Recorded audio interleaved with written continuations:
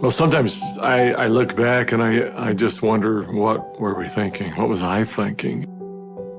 We went for a long, long period of time with no resources. And when I mean no resources, I mean no resources. People told us we were crazy to go all in. You know, is this really going to work? I think some of the most beautiful things can emerge through trial and through difficult times. I had been a physician for a long period of time, and I'd had a patient who came to see me, and they would ask me, Dr. Hill, what do you think about the essential oils? And I made the mistake one time of saying, I think that's one of the craziest things I've ever heard.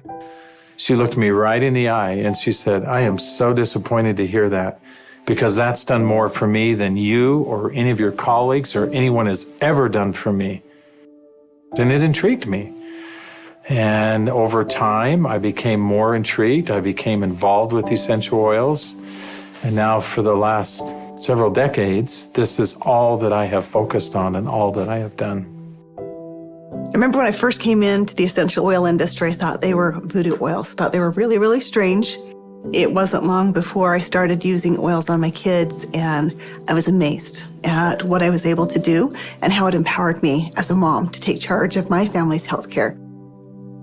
So I was a huge skeptic. Parents were educators. My father's a professor of physics. So I just wasn't raised with anything but allopathic Western medicine. I learned over the years how effective they were and can be, especially if they're pure. After working 10 years in the essential oil industry, I found myself leaving for integrity purposes, because I knew that essential oils had to be pure. The desire of my heart was just to go home and raise my children. And I hadn't been home very long before my husband came to me and said, there's something more you're supposed to do. And as he said this to me, I actually was very angry with him, because my heart said, I want to be home with my kids. And he said, sweetheart, you're not listening. There is something you're supposed to do with Dave and Dr. Hill with these oils. And I said, what do you mean, these oils? I've tried all the essential oils out there.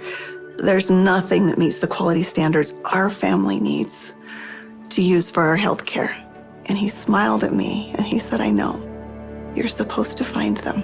Stop thinking with your head and start thinking with your heart. And it was in that moment that I knew. It all came together, and I had such a grand vision of going out and finding the world's most pure, most potent essential oils and educating mothers like me how to take charge of their health care. So it was in that moment, before fear took over, that I picked up the phone and I called Dave. And Emily Wright called me at the time and just said, what if we could go out and source the most pure essential oils on the planet and bring them to the world in a mainstream fashion? And he got really emotional. And Dave doesn't get emotional. And actually it was that right then and there. That was the genesis for me. And I just kind of felt strongly like, yeah, we're going to start a company. So I hung up the phone with Dave. I picked up the phone and I called Dr. Hill. And as I called him, I still remember he kind of giggled. And I said, Doc, this isn't funny. I'm serious about this. What if we could go out and find these pure oils like we've always wanted to do? And what if we could educate people to really understand the power behind these oils? And he said, no, Emily, I'm not laughing because I think your idea is crazy. I'm laughing because I was just getting ready to call you and ask you the very same question. It started with an initial little small meeting in an Italian restaurant. In the far corner, and we met for 5.5 hours until they finally kicked us out of the restaurant because we weren't buying food anymore. And we just started to dream. We would meet anywhere we could find some space to meet. And it was in some strange places. Of course, the basement of the Normal Library was one. We got too rambunctious and they finally kicked us out of the library. Sometimes it was in the basement of our homes. I remember not telling my kids, that I was unemployed and starting a new thing, but the dad was working on a project in the basement. As I did the business plan, I started to realize that this was going to be big. I just knew that with such a good team and product that had changed our lives, we felt like this was going to be significant. So as we began in the spring of 2008, that's when we had a massive falling out with the housing market in the United States. And there was a lot of panic and a lot of fear. We looked at starting this company. The first thing you think is, I got to raise money. I've got to get capital. And we set out to do that initially. And actually ended up, the four of us, back in New York City, visiting with some very high-profile people. And as we gathered together that next morning at that conference table, and we've got, all of these Manhattan-style managers that are meeting with us, and they quizzed us for hours. Finally, at the end of the day, they looked at us and they said, "We believe that your business model is going to work. We believe that you will be successful, and we want to fund your venture. We'll give you $5 million.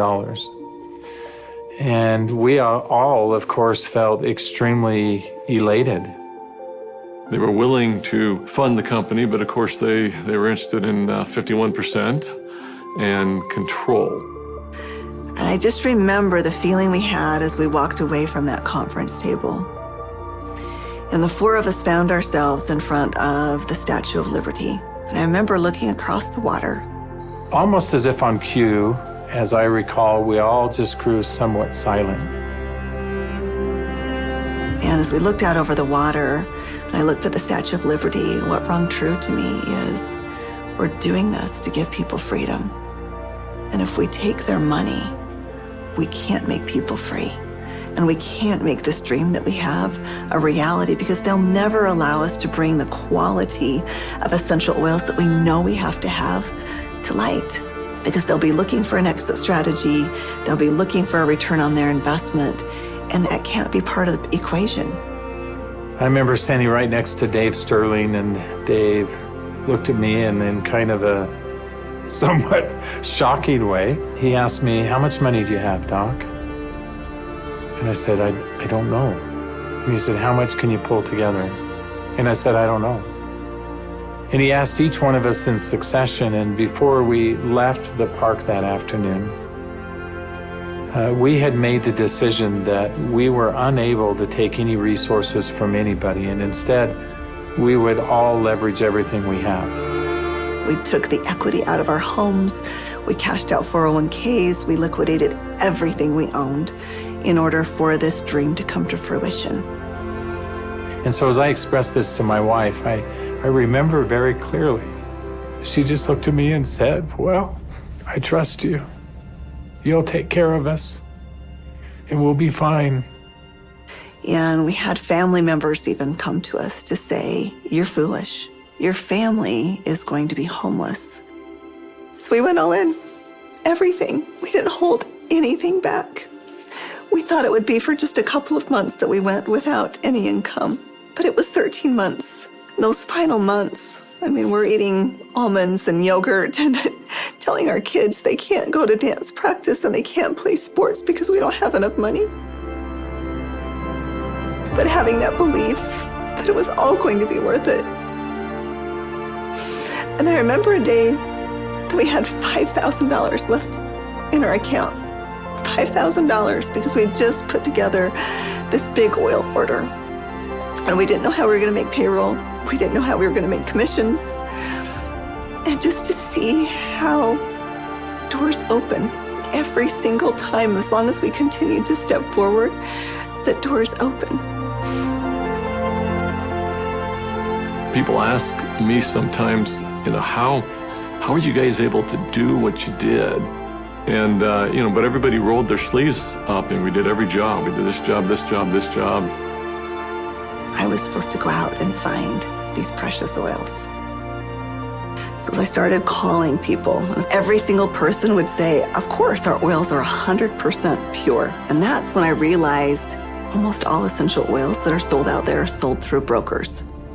These brokers were very smart people, often having very sophisticated labs. And the oils were almost always changed. Most were not pure. Most were synthetically created. I had probably 100+ different samples that had been sent to my home. And every time we would meet, Dave, Dr. Hill would say, Emily, have you found the oils yet? I'd have to say, not yet. Like, are we going down the right path? Is this really what we're supposed to do? And I remember one beautiful day, I opened up my doorstep and 5 oils showed up all in the same day. It was frankincense, lavender, tea tree, lemon, and peppermint. As I smelled these bottles, I called up Dave and I called up Dr. Hill and I said, I found the oils. They said, don't you dare open them until we're all together. We knew that these oils were absolutely pure, and it gave us just enough confidence, just enough faith to continue stepping forward. I remember that first discussion we had. We talked about the culture of the company. What type of soul do we want doTERRA to have? And we realized that these oils are experiential. And we realized it had to be a person-to-person model. We had to bring people together.